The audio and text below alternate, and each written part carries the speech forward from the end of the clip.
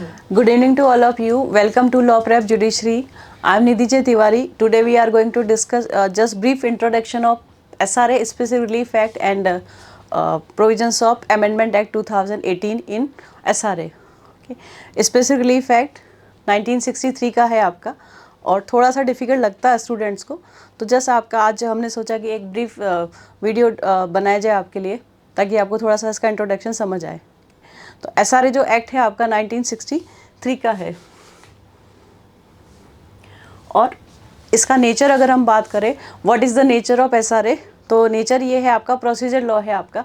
और procedure law से एक और वर्ड आ सकता है हमारा रेमेडियल लॉ है। रेमेडियल लॉ का मतलब ये हो गया जब हम सब्सटेंटिव लॉ को डिफाइन करते हैं कि सब्सटेंटिव लॉ में भी defining and providing remedies of rights, तो आपका SRA जो है आपका रेमेडियल लॉ है। रेमेडियल लॉ किस सेंस में है कि जो आपको सब्सटेंटिव जो राइट्स देते हैं उनको एनफोर्स कराने के लिए जो रेमेडीज हमारे पास अवेलेबल है वो है आपकी SRA में। और दूसरे आप इसको ऐसे भी समझ सकते हो कि सिविल लॉ को एनफोर्स सिविल राइट्स को एनफोर्स कराने के लिए हमारा SRA है। नाम है एक्ट का स्पेसिफिक रिलीफ एक्ट।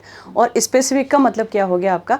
स्पेसिफिक का मतलब है आपका whatever has been decided between parties के बीच में जो पर्टिकुलर एग्जैक्टली जो नेम्ड और जो डिसाइड हुआ था वही चाहिए हमको। उसके कंपनसेशन में कंपनसेशन या डैमेजेस नहीं चाहिए हमको, जस्ट वही चाहिए जो हमने मांगा है, जो स्पेसिफिक है वो। तो अगर हम इसको ब्रीफली देखें तो it is a procedure law. SRA is a form of judicial redress. फिर आ गया हमारा main object of SRA is to protect and enforce primary rights. Primary rights का मतलब जो सब्सटेंटिव लॉ ने जो हमको राइट्स दिए, सेकेंडरी राइट्स नहीं, प्राइमरी राइट्स जो दिए हैं उनको एनफोर्स कराने के लिए आपका SRA बना है। और उसके बाद SRA की अगर हम हिस्ट्री देखें तो इससे पहले जो SRA था हमारा 1877 में था और उससे पहले 1859 की जो CPC था उसका पार्ट था SRA। तो जस्ट अगर आपको हिस्ट्री में से क्वेश्चन आता है आपका कि जो SRA है आपका इससे पहले कौन सा एक्ट था, तो वो था आपका 1877 का।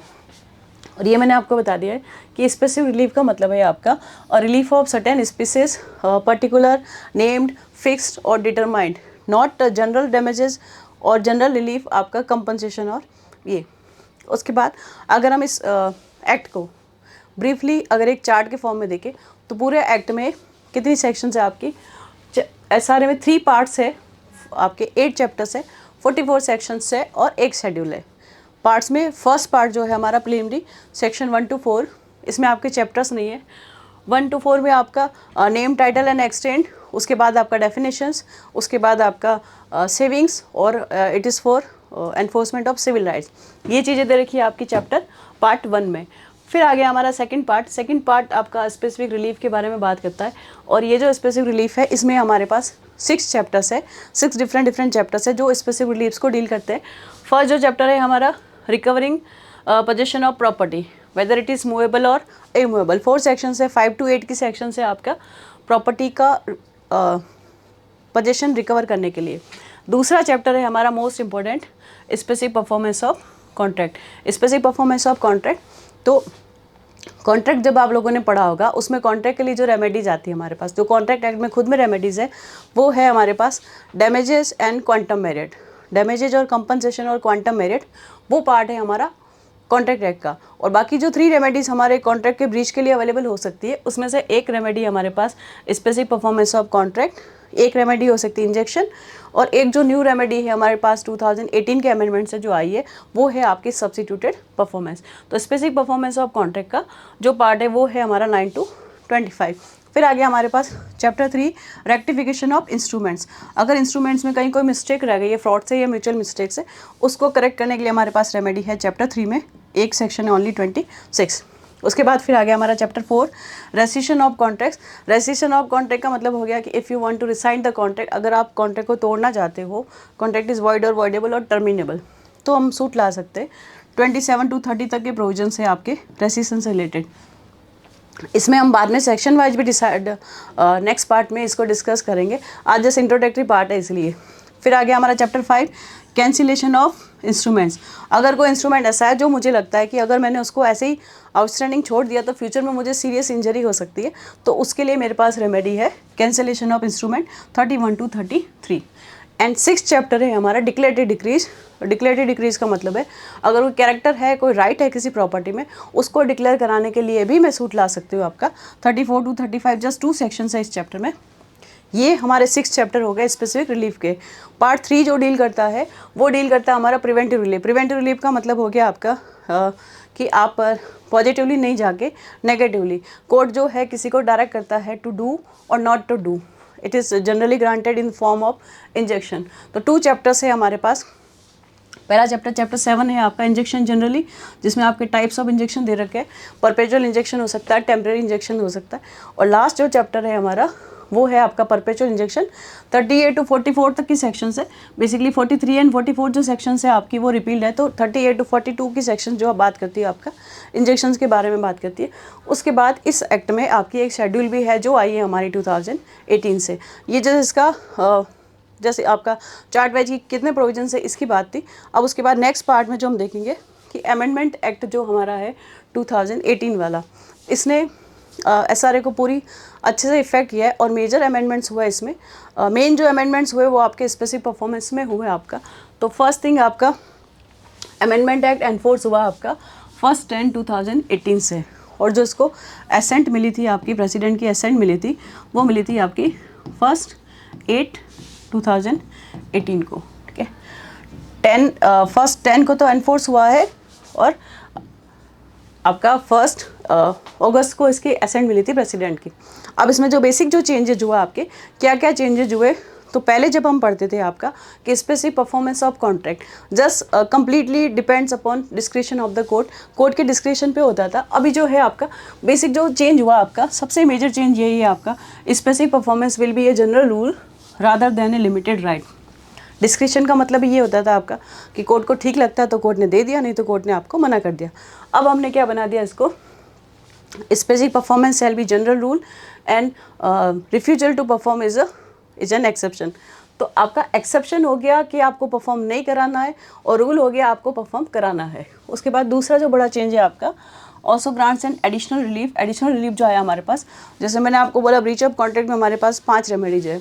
3 रेमेडीज़ आपको मिलेगी SRA में, स्पेसिफिक परफॉर्मेंस ऑफ कॉन्ट्रैक्ट, और एक एडिशनल रेमेडी हमारे पास आई है सब्स्टिट्यूटेड परफॉर्मेंस जो है आपकी सेक्शन 20 में। और सेक्शन 20 बोलती है कि अगर मैं आपके साथ कॉन्ट्रैक्ट को ब्रीच करती हूँ तो आप उस कॉन्ट्रैक्ट को एनफोर्स करा सकते हो अपनी एजेंसी से या किसी थर्ड पर्सन से। और अगर आप उसको एनफोर्स कराते हो, अगर उसको परफॉर्म कराते हो, तो उस परफॉर्मेंस पे जितने भी चार्जेस कॉस्ट आपकी लगी वो आप मेरे से रिकवर कर सकते हो सेक्शन 20 में। उसके बाद फिर इसी का इफेक्ट ये आया कि the amendment act minimize the discretion of court. जो डिस्क्रिप्शन था कोर्ट का आपने कम कर दिया है। जो अमेंडेड सेक्शन है 10, 14 एंड 20, 3 सेक्शंस है जो बेसिकली पूरी अमेंड हो गई है आपकी 10, 14 और 20। इसका क्यूमुलेटिव इफेक्ट ये है आपका कि कोर्ट का डिस्क्रिप्शन आपने बहुत कम कर दिया। अब आपका मैंडेटरी है कि आपको स्पेसिफिक परफॉर्मेंस करानी है। उसके बाद फिर एक और प्रोविजन है हमारा no injunction against infrastructure projects. जो इंफ्रास्ट्रक्चर वाले प्रोजेक्ट्स है उसमें 20A में दे रखा आपका कोई भी कोर्ट इंजेक्शन ग्रांट नहीं करेगा अगर उसका कोई इंफ्रास्ट्रक्चर प्रोजेक्ट है। और प्रोजेक्ट हमको पता कैसे चलेगा, वो पता चलेगा हमको शेड्यूल से। और शेड्यूल में आपका बेसिक सर्विसेज जो है आपका कम्युनिकेशन हो गया, ट्रांसपोर्ट हो गया, वाटर एंड सैनिटेशन हो गया, एनर्जी हो गया, इन सब के लिए आपका शेड्यूल दे रखी है पीछे। और इस शेड्यूल को अमेंड करने का जो पावर है, इस शेड्यूल को अमेंड करने का जो पावर है वो है सेंट्रल गवर्नमेंट के पास।